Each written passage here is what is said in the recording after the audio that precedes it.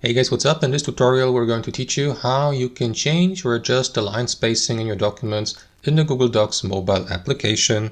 So let us get started. Alright guys, so I'm accessing my Google Docs app on my Android. So what you want to do is head over to your document. You would like to edit. Let me go with this one here.